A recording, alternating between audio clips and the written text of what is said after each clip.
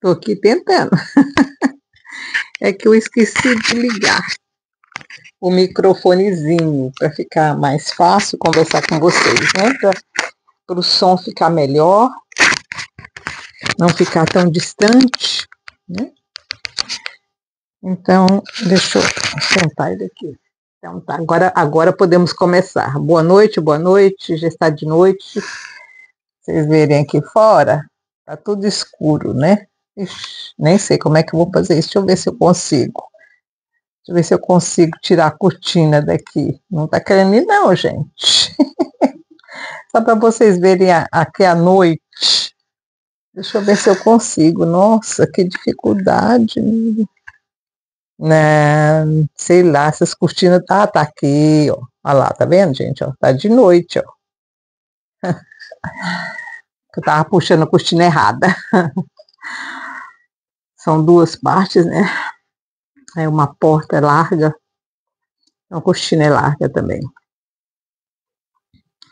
Estamos aqui para estudar o livro de Êxodo. Gente, eu estou com o coração muito, muito doído. Muito doído. Por uma razão.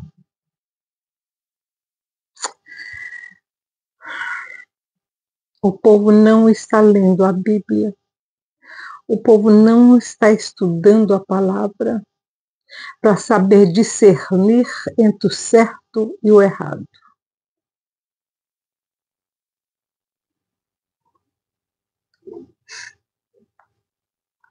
Quando isso aconteceu com Israel, quando o povo deixou de ouvir a palavra e deixou de obedecer a palavra, o que aconteceu?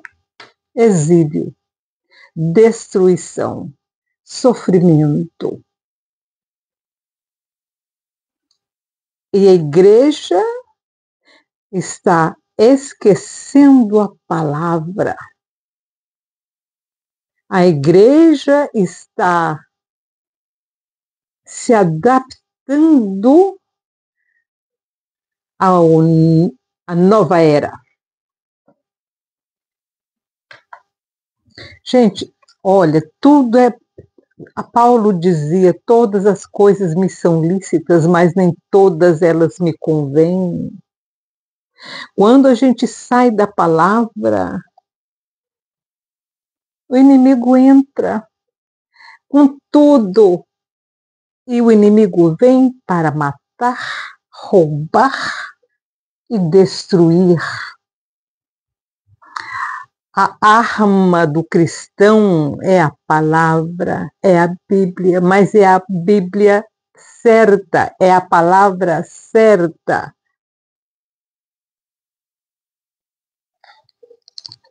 Quando nós fugimos disso e entramos no secularismo, aí o diabo entra com tudo. A minha tristeza hoje é de perceber que a falta de conhecimento, isso o profeta falou, Jesus de Nazaré falou, e até hoje o povo não entendeu. O profeta disse, vários profetas disseram: o meu povo erra por falta de conhecimento. Jesus de Nazaré disse a mesma coisa: e conhecereis a verdade vos libertará.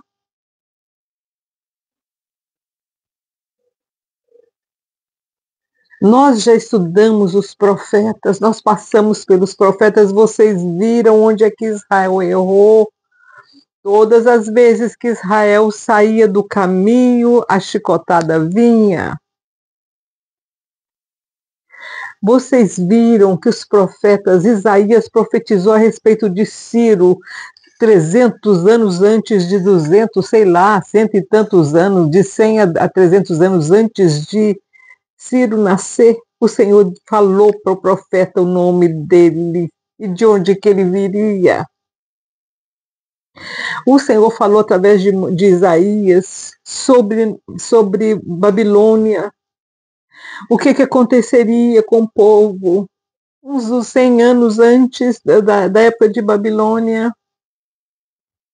O Senhor falou que ia levantar um martelo, queria corrigir Israel, e ele chama esse martelo de meu servo. Nós estudamos isso capítulo por capítulo, vocês podem voltar e estudar tudo de novo. Agora vem gente hoje dizer que Trump, que o Trump, que o Elon Musk é do diabo. Não é, gente, não é. Eles são simplesmente martelos na mão do Eterno. E o Senhor, através de muitos profetas, tem dito que eles são instrumentos na mão do Eterno para correção e para inovação na terra. Trump foi levantado pelo Eterno para correção. Elon Musk está nas mãos do Eterno para evolução. Eles não são enviados do inferno, eles são enviados do céu para a correção do povo, como Nabucodonosor foi. Nabucodonosor, ele era um homem ímpio, ele matava, ele trucidava, ele destruiu Jerusalém, ele tocou fogo no templo, ele usou todos os utensílios do templo nas festas pagãs dele, mas o Senhor o chamou como o meu servo, aquele martelo que eu vou usar. E quando tudo isso subiu a cabeça de Nabucodonosor, o que o Senhor fez? Fez ele pastar por muitos dias comendo grama como animal, até que ele reconhecesse que todo o poder que foi dado a ele veio do céu, não era merecimento dele, o Senhor. E o Senhor ainda deu para ele visões de como é que seriam no futuro os reinos que iriam. Gente, um homem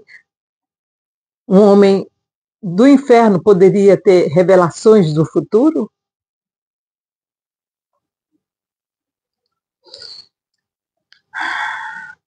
Vamos voltar para a palavra. Vamos entender o que o Senhor quer. Gente, tem gente no Brasil que até hoje não entendeu o propósito de Deus com Israel. Gente, o propósito de Deus com Israel é muito grande. Israel é bênção no mundo. Ele é bênção em todas as áreas, desde arte até medicina, ciência. Todos os grandes cientistas do mundo foram judeus. Todos. Desde Newton. Todos eram judeus. O propósito do Eterno sobre Israel é que Israel seja luz no mundo, seja prosperidade no mundo. Mas a igreja não entende isso. Fica julgando. É porque eles até hoje não aceitaram Jesus de Nazaré. Tem muitos judeus que já aceitaram. Muitos. E se eles não aceitaram ainda mais, a culpa é do cristão. Por venerar outros. Tá? Por não ter entendido o ministério de Jesus de Nazaré. Por ter identificado Maria, identificado Jesus de Nazaré, quando Jesus mesmo disse que ele era filho do Pai. Ele recebeu poder do Pai.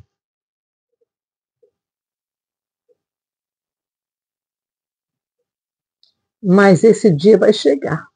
O dia em que Israel vai reconhecer. Ainda não chegou porque ainda não é a hora. Porque ainda não chegou o momento. Porque Deus ainda está dando para nós, os gentios, oportunidade de arrependimento. Porque o dia que Israel reconhecer Jesus de Nazaré, gente, acabou.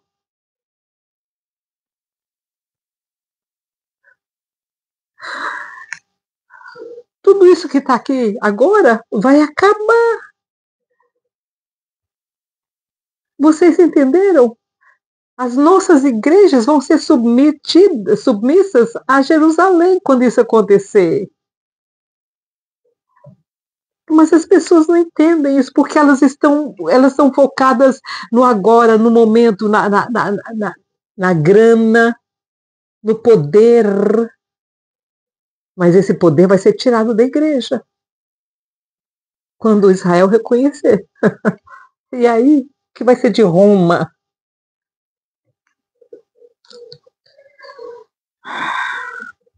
Isso é no futuro, gente, não é agora.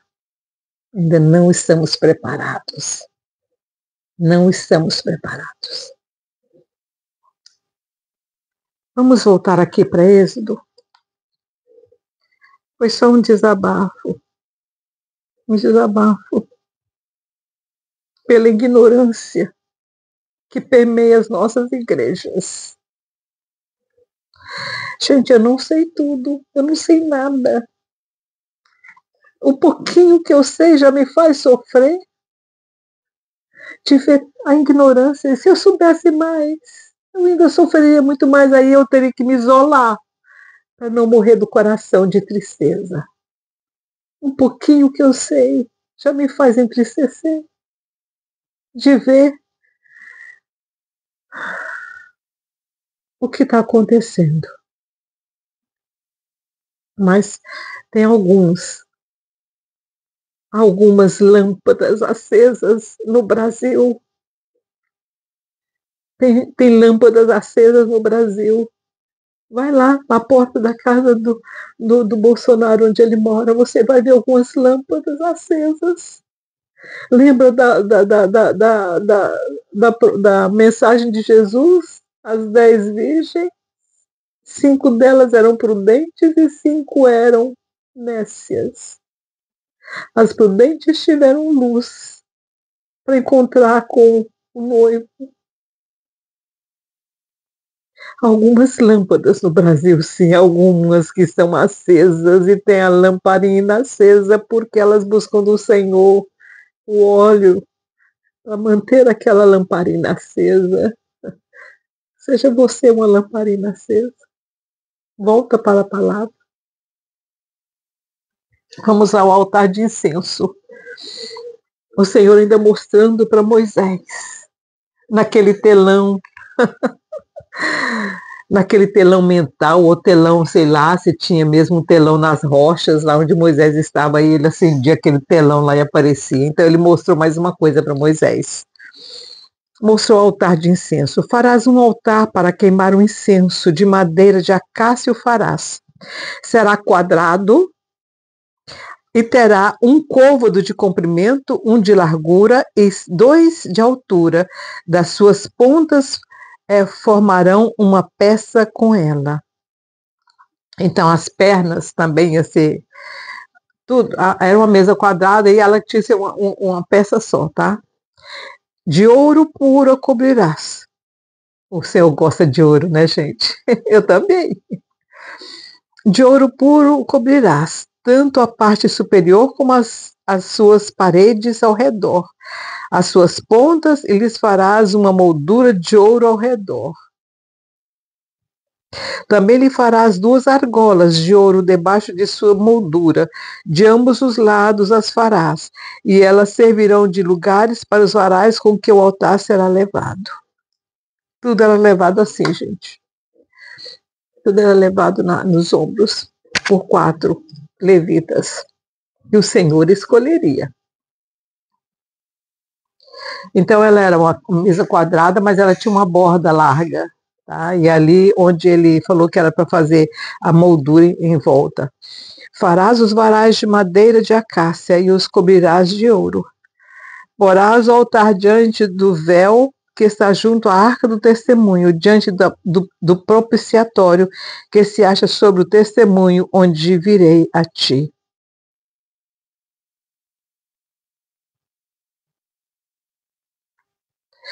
Arão queimará sobre ele o incenso das especiarias cada manhã, quando puser em ordem as lâmpadas. Também quando acender as lâmpadas ao pôr do sol. o queimará. Então era para fazer 2 vezes no dia, de manhã, antes, né, também acender as lâmpadas pela manhã, quando puserem em ordem as lâmpadas.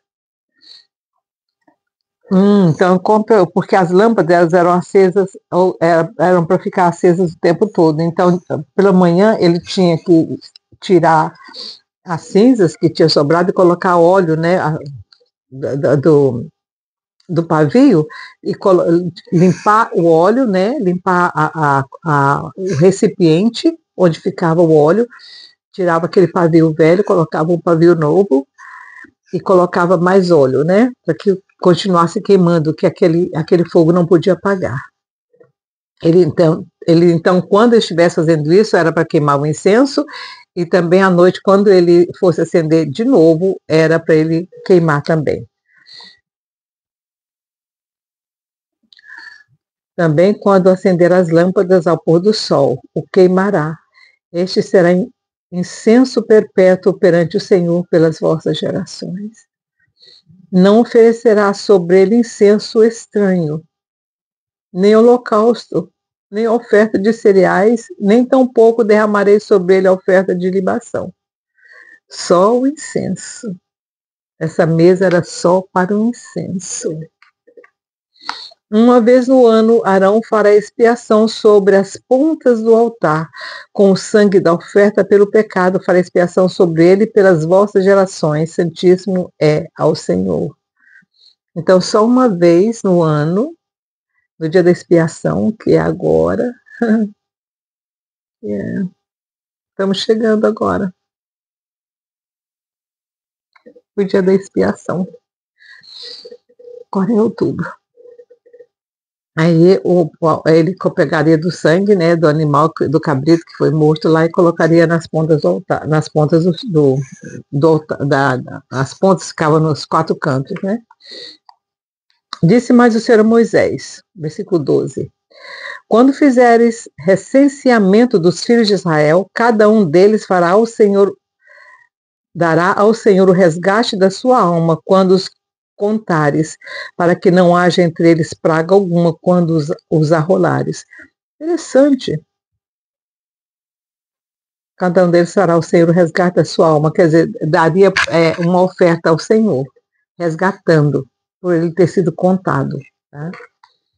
Isso dará a todo aquele que passar ao arrolamento metade de um ciclo, segundo o ciclo do santuário. Este ciclo é de 20 geras. A metade de um ciclo é a oferta ao Senhor. O Senhor estabeleceu a quantia, tá vendo, gente? Gente, eu não trouxe lenço. E como eu choro, né? Tem que ter o lenço aqui perto. Então, o resgate era essa quantidade, que devia ser uma oferta bem pequena, viu, gente? Devia ser, assim, metade, assim, 5 reais, por exemplo, seria, cada um tinha que dar 5 reais por ter sido contado, tá? Por estar arrolado ali, por ter sido contado. Esse arrolamento era dos homens para o serviço militar, viu? Todo aquele que entrar no arrolamento de 20 anos para cima dará oferta ao Senhor. O rico não dará mais, nem o pobre dará menos de meio ciclo, quando derem a oferta do Senhor para fazer expiação por vossas almas. Tomarás o dinheiro da expiação dos filhos de Israel e o darás ao serviço da tenda da congregação. Será para a memória aos filhos de Israel diante do Senhor, para fazer eles expiação pelas vossas almas. Tá vendo para onde é que iria o dinheiro? Para a igreja, para a tenda, para o serviço do Senhor. Então, não tinha, o pobre não ia pagar menos, nem o rico ia pagar mais. Todos pagavam a mesma quantia, 5 reais. Eu estou dizendo 5 reais porque ele falou que é um quarto do quarto, né? Então, vai que o máximo seria 20, então seria metade, depois o quarto seria 5, né, gente? Ou seria 10. A pia de bronze. Disse mais o Senhor a Moisés, versículo 17. Farás também uma pia de bronze com a sua base de bronze para lavar, e a porás entre a tenda da congregação e o altar, e deitarás água nela. Nela Arão e seus filhos lavarão as suas mãos e os pés, quer dizer, ficava naquela parte aberta, tá? Aquela parte aberta entre o altar e o povo, tá? Sempre que nela Arão e seus filhos lavarão as mãos e os pés. Sempre que entrarem na tenda da congregação, lavar-se-ão com água para que não morram. Também quando se chegarem ao altar para ministrar para sacerdote, para acender a oferta queimada ao Senhor, lavarão as mãos e os pés para que não morram. Isso lhes será por estatuto perpétuo a eles e a sua descendência através das suas gerações. Gente, até hoje o judeu faz isso, viu? De manhã, quando ele acorda, ele não levanta da cama sem lavar as mãos. A primeira coisa que lava é as mãos. Quando ele levanta, fica sempre uma bacia na beira da cama, no criado mudo, fica a bacia. Ele lava as mãos e passa água nos pés também. Aí ele pode levantar. Tá? Até hoje, o judeu, o levita, faz isso. Tá? O óleo da santa é bem interessante. Ele fica a bacia na beira no criado. E o macho, o homem, né, tem que, ao acordar de manhã, a primeira coisa que ele faz é lavar a mão e passar água nos pés. Disse mais o Senhor a Moisés, versículo 22. Toma das principais especiarias, da mais pura mirra, 500 ciclos, de canela aromática a metade, a saber 250 ciclos, de cálamo aromático 250 ciclos, e de cássia 500 ciclos, segundo o ciclo do santuário, e de azeite de oliveira 1 hin. Disso farás o óleo sagrado para unção, um perfume composto segundo a arte de perfumista. Este será o óleo sagrado da unção. Olha aí, o óleo sagrado da unção, então, tinha mirra, canela, cálamo, cássia e o óleo de azeite. Eu não sei o que é cálamo e cássia. Assim, eu sei cássia, mas eu não sei qual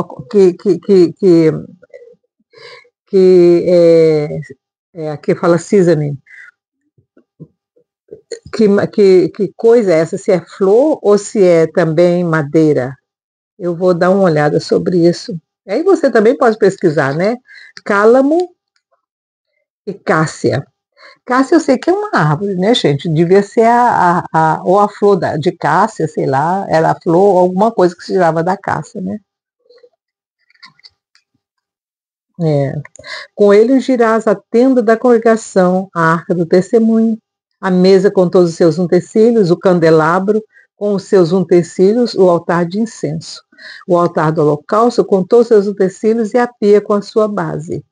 Assim consagrarás estas coisas para que sejam santíssimas, e tudo o que tocar nelas será santo. Também ungirás Arão e os seus filhos e os santificarás para me administrarem o sacerdócio. Dirás aos filhos de Israel: este me será o óleo sagrado da unção nas vossas gerações. Não se ungirá com ele o corpo do homem, nem fareis outro semelhante conforme a sua composição. Sagrado é, e para vós será sagrado. O homem que compuser um perfume como este, ou que com ele ungir um estranho, será extirpado do seu povo.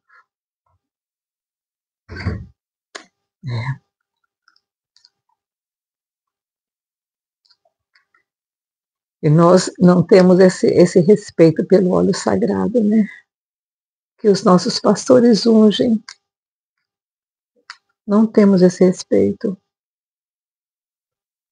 Hoje normalmente se unge só com azeite, né? Mas tem esses ingredientes. Disse mais o Senhor a Moisés: toma especiarias aromáticas. Agora vamos ver o incenso, como é que era feito o incenso. Disse mais o Senhor a Moisés: toma especiarias aromáticas, Estoraque, oxe, olha esse nome, gente, nunca ouvi esse nome. Eu já estudei, já li a Bíblia tantas vezes e não prestei atenção, né? Estoraque, onixa e gálbano. Estas especiarias aromáticas com incenso puro, cada um de igual peso. Uau! Deviam ser especiarias que tinha lá no Egito, né? Lá naquela banda. E disso farás incenso, perfume segundo a arte do perfumista, temperado com sal puro e santo. Olha, ele era feito com sal.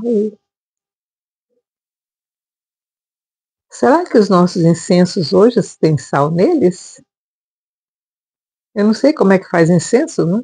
E a gente já compra eles pronto. Uma parte dele reduzirás a pó e o porás diante do testemunho na tenda da congregação, onde eu virei a ti. Coisa santíssima vos será. Gente, lá em Israel, lá em Jerusalém, lá na Rua de Davi, David Street, eu lembro dela em inglês, quando fala assim, fica meio esquisito. Na Rua de Davi, né, David Street, tem tantas lojas que vendem incenso, gente, cada um mais gostoso do que o outro. Uma delícia, você passa assim, você sente aquele cheiro gostoso de incenso. Mas com certeza, não sei se tem algum que pareça com esse, né? A igreja do sepulcro, quando você entra nela, você já sente aquele cheiro gostoso de incenso, é bom demais. Eu gosto. Eu gosto de incenso. Meu olhinho, aqui, não tem nenhum, não, mas eu tenho alguns óleos que eu compro quando eu vou para Jerusalém. Eu tenho de Jerusalém, mas quando eu vou para Chipre, o pessoal faz, né,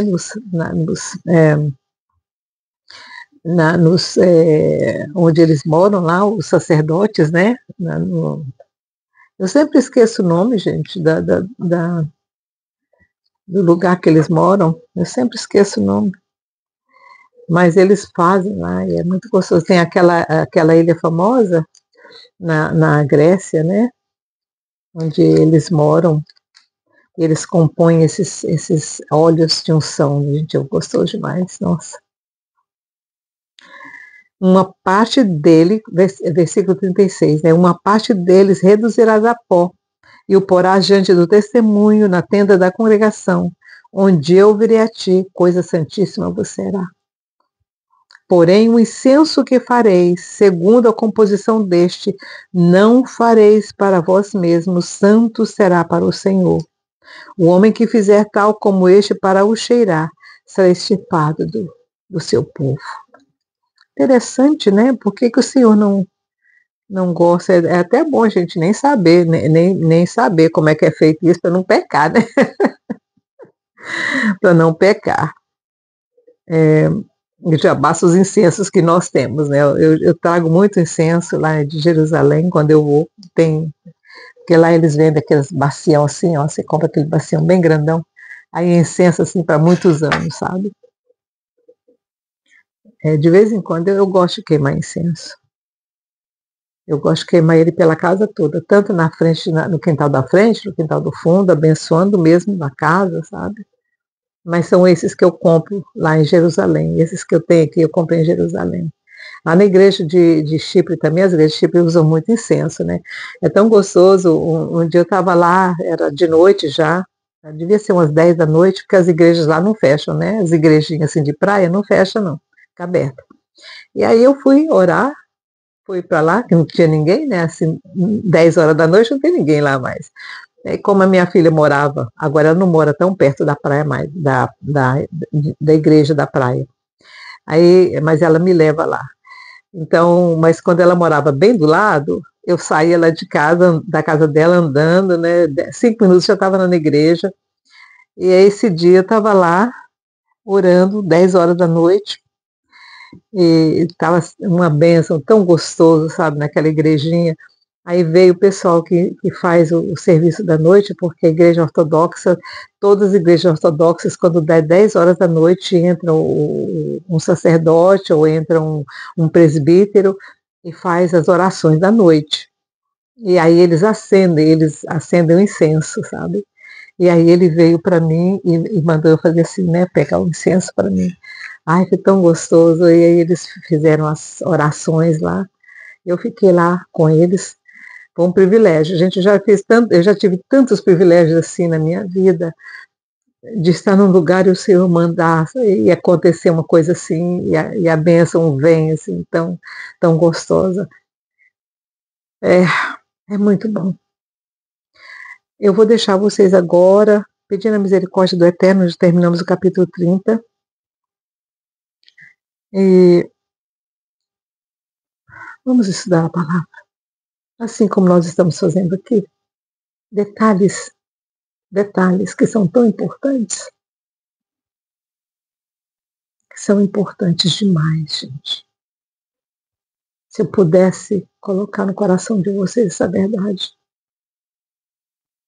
eu acho que vocês imaginam Jesus de Nazaré como ele deve ter sofrido, porque ele era conhecedor de todas as coisas, ele sabia tudo, ele tentava ensinar para os discípulos não aprendiam.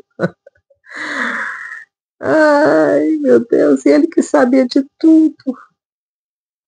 Eu não sei de nada e já sofro, e ele que sabe de tudo, que é conhecedor de todas as coisas. Pois é. Oh, Jesus, gratidão pela tua paciência conosco. Então tá, fiquem com Deus, tenham uma boa noite, tchau, tchau.